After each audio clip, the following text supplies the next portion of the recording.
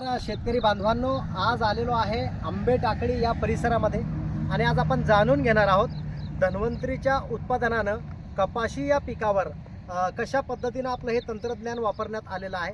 तर जे आमचे प्रगतशील शेतकरी आहेत आपण त्यांच्याकडूनच जाणून घेणार आहोत। तर नमस्कार। नमस्कार। तर तुमचा परिचय आमच्या शेतकरी बांधवांना द्या बरं एकदा। नमस्कार, माझे नाव राम डिवरे आहे, राहणार आंबे टाकळी आहे आणि तालुका खामगाव आहे। तर आता हे कपाशीचा हा तुमचा प्लॉट आहे।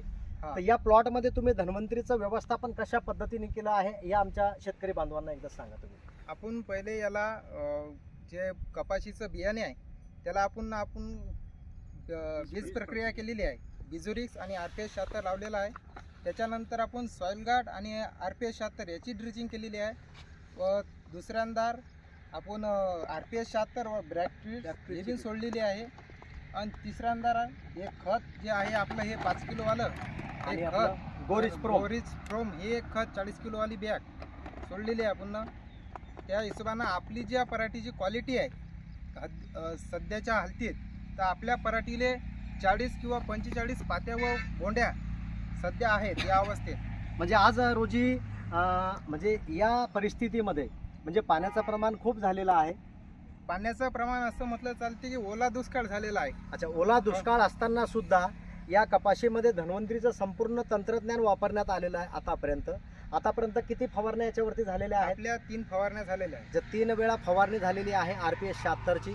त्यासोबत आपण फ्लोरारीजचा वापर केलेला आहे, वापरलेला आहे, स्टिकर वापरलेला आहे। बरं, हे तंत्रज्ञान वापरल्यामुळे तुम्हाला कपाशी या पिकामध्ये काय क्वालिटी वाटते? आपल्याला क्वालिटी अशी वाटते की हिरवीगार आहे पहिली गोष्ट। दुसरी गोष्ट हिचं पान मोठं आहे। अच्छा, पानाची साईज पण पानाची साईज आपण बघू शकतो, प्रत्येक पानाची साईज ही एकदम मोठी आहे आणि हिरवगार काळेशारपणा आहे। आणि ब्रांचेस कशा लागलेल्या आहेत? या ब्रांचेस म्हणजे असं म्हटलं चालते बुळापासून याला पात्या लागलेल्या आहे। बरं, म्हणजे ही अवस्था कधी असते पात्या लागण्याची आणि फुलं अवस्था लागण्याची? असते आपली पोळ्या झाल्याच्या नंतर। अच्छा, ही अवस्था पोळ्या झाल्यानंतरची असते, परंतु हे तंत्रज्ञान वापरल्यामुळे आज ही आताच्या घडीमध्ये म्हणजे पात्यांची संख्या खूप लागलेली आहे, फुलांची संख्या खूप लागलेली आहे। म्हणजे या धन्वंतरीचं तंत्रज्ञान पासून तुम्ही समाधानी आहात? समाधी नाही। बरं, इतरही आता शेतकऱ्यांनी कपाशीचे प्लॉट लावलेले आहेत, तर त्यांच्या म्हणजे त्यांच्या प्लॉटमध्ये आणि तुमच्या प्लॉटमध्ये काय बदल आहे?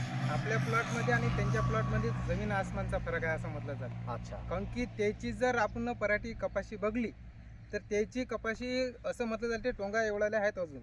भक्कम जणाच्या आपल्याच सारखा लावल्या, त्याचे खत म्हणसान तर त्याचे 3 डोस झालेले आहेत वर खत आणि आपले 2च खत झालेले। बरं, धन्वंतरीच्या व्यतिरिक्त अजून तुम्ही कुठलीही ट्रीटमेंट? नाही, कोणचीच नाही। अच्छा, कुठल्याही प्रकारची बाहेरची ट्रीटमेंट अजून केलेली नाही आहे। संपूर्ण धन्वंतरी परिवाराचं तंत्रज्ञान हे वापरण्यात आलेलं आहे आणि सगळं एकसारखा हा प्लॉट तुम्ही बघू शकता। खालूनपर्यंत हे तुम्ही दाखवू शकता शेतकरी बांधवांना।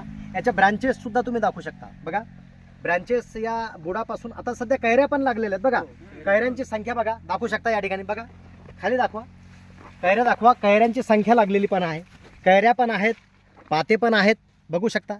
इकडे दाखवा, कैऱ्या पण लागलेल्या आहेत आणि कैऱ्यांची साईज सुद्धा आता ही मोठी होत चाललेली आहे। आजपर्यंत आता ही सध्या आता या झाडाच्या जर आपण कैऱ्या मोजल्या तर आताच्या घडीला 1 2 3 4 5 6 7 7 8 9 आणि जवळपास 10 कैऱ्या आताच्या घडीला या झाडाला लागलेल्या आहेत। अशा संपूर्ण झाडांना अशा फुलं, पाते, कैऱ्या म्हणजे आताच लागलेल्या आहेत। म्हणजे येणाऱ्या काळामध्ये या प्लॉटला चांगल्या पद्धतीनं उत्पादन तुम्ही घेऊ शकणार आहात असं तुम्हाला वाटतंय?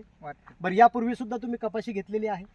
हा, याच्या अगोदर घेतलेली आहे। किती वर्षापासून तुम्ही कपाशीचं उत्पादन घेताय? आपण तसे 5-6 वर्ष झाले घेत आहे, परंतु आपण RPS 76 3 वर्ष झाले वापरतो। बरं, पण त्याच्यात बदल म्हणजे यंदा खूप चांगला त्यांचा रिझल्ट घेत आलो, तर यंदा आपण भक्कम त्याचे प्रोडक्ट वापरले। त्यानुसार आपल्याला बुळापासून ते शेंडालो बोंड्या बीन, कैऱ्या बीन आणि पातळ बीन एक नंबर आहे असं म्हटलं चालते। सध्या तिले 50 बोडी लागून शकते, जर वातावरण चांगलं राहिलं नाही राहिलं तरी पण लागू शकते, कारण की हे औषध एक नंबर आहे। अच्छा, एवढं पाणी होऊन बिन या पराठीले काहीच इजा झालेली नाही तर तुम्ही दुसऱ्याच्या पराठ्या जर बघल्या तर तुम्हाला आज त्याला बोंडी दिसत नाही, पाती दिसत नाही। अच्छा, कोणत्याही प्रकारचा अटॅक नाहीये? कोणत्याच प्रकारचा अटॅक नाही। तर आपण टॅप लावलेले आहे।